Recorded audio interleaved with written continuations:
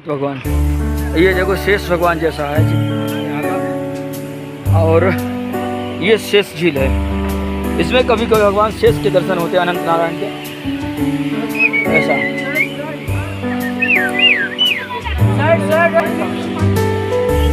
ये शेष गंगा निकलती हैं और उधर से सिंधु नदी।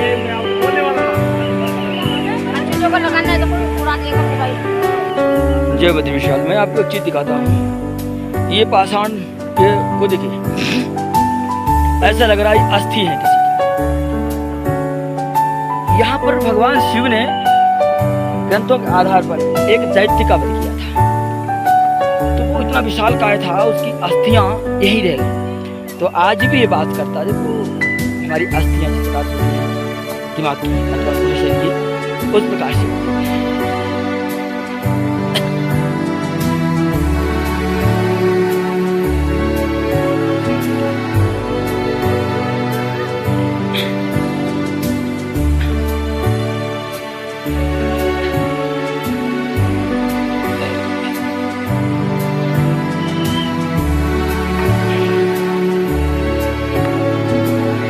ये बिल्कुल सतोपंथ जैसा शेष झील है।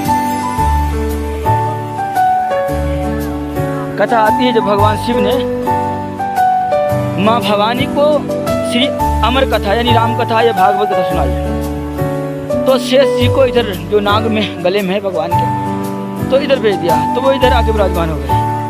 गणेश टॉप पे गणेश जी विराजमान हो गए, पंचतरणी में गंगा जी विराजमान है। ऐसा करके बैलगांव में बैल यानी नंदीश्वर चले गए।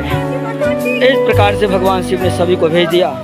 तत्पश्चात श्री राम कथा यानी अमर कथा माँ भवानी गिरजा को सुनाना प्रारंभ की। एक बार माँ सती के रूप में सो गई, तो परिणाम स्वरूप कोई बात नहीं, परिणाम स्वरूप ये हुआ, एक बार सुखदेव जी जन्मे और एक बार कबूतर अमर हुए। वो कबूतर आज भी श्वेत कबूतर दर्शन देते हैं। ऐसा फिर एक और बात आती है, कुछ लोगों को मानना है वो शिवा शिव यानी भवानी शंकर ही है। और हमने तुलसीदास जी महाराज जीवनी में पढ़ा है कि वो कैलाश गए थे तो यहाँ अमरनाथ भी आए थे, ऐसा भक्तमाल में वर्णित है। और तुलसीदास जी का वर्णन भविष्य पुराण में बहुत अच्छे से किया गया है। तो इस प्रकार से ये प्रमाण कौशिक संहिता का है। और भागवत जी में सुखदेव जी का जन्म एक पिछलोक में आता है। यम प्रबलंतम अनुपेतम पेत कृत्यम द्वीपाय पुत्रेति तनमयितया तरभोभिनेदुस्तम सर्वभूत हृदयम निमान दोष।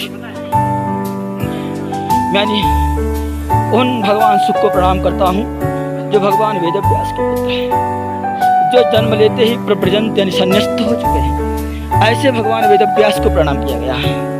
और बहुत बृहद करके भागवत जी में कथा नहीं आई है। स्कंद पुराण में वर्णित है कि भगवान शिव ही सुख के रूप में प्रकट होते हैं। और ब्रह्मवैवर्त पुराण और गर्ग संहिता इत्यादि ग्रंथों में वर्णित है कि भगवान कृष्ण ही सुख के रूप में प्रकट होते हैं। तो शिव और नारायण में कोई भेद नहीं है। तो लीला काल में वो अलग अलग रूप धारण करते हैं, अपने अपने समय पर प्रकट होते रहते हैं। और भगवत कृपा से भविष्य पुराण में भी भगवान सुख का कुछ वर्णन आता है। ब्रह्म वैवर्त पुराण, नारद पुराण इत्यादि ग्रंथों में बहुत अच्छे से वर्णन आया है, भगवान वेदव्यास ने किया है। अभी एक बात चल रही है, आजकल बड़ा लोग हल्ला मचा रखे हैं, व्यास जी एक शूद्र है। ऐसा नहीं भाई, ऐसा मत कहो। भगवान वशिष्ठ के पराशर शक्ति पारा परशुराम शक्ति पाराशर, इसके बाद में भगवान वेदव्यास का उत्पन्न होते हैं। और जो देवी हैं मत्स्यगंधा माता सत्यवती, वो एक मछली के पेट से या मेढके के पेट से उत्पन्न हुई। ऐसा ही करना है। लोग अपने अपने स्वार्थ में कुछ भी उल्टा सीधा बोलते हैं, ऐसा नहीं है। प्रमाण वाल्मीकि जी का भी ब्रह्मवैवर्त पुराण में आता है। 2 वाल्मीकि हुए, एक द्वापर में और एक सतयुग में, जिन्होंने रामायण लिखी है। तो जो आदि काव्य रामायण लिखा है वो प्राचेतस पुत्र हैं, दक्ष प्राचेतस।